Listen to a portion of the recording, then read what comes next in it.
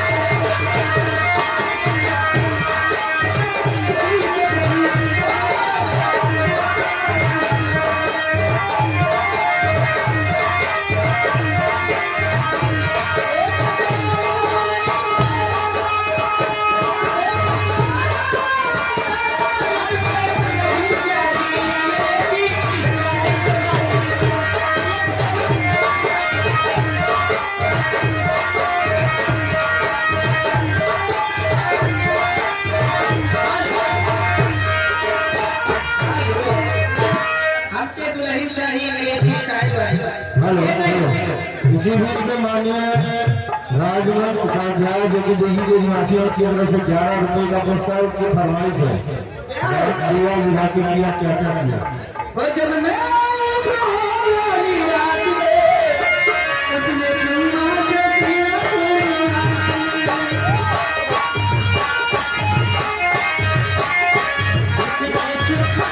Yeah.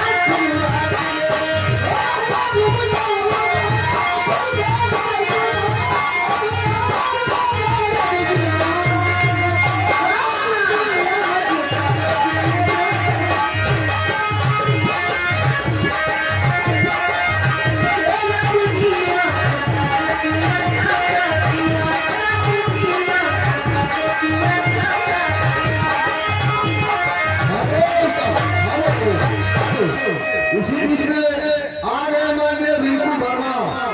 Rinku Verma अपने पीढ़ी के ऊपर खुश होकर ₹4 का पुरस्कार देते हैं और संघ पार्टी पर से मेरा जवाब दिया है।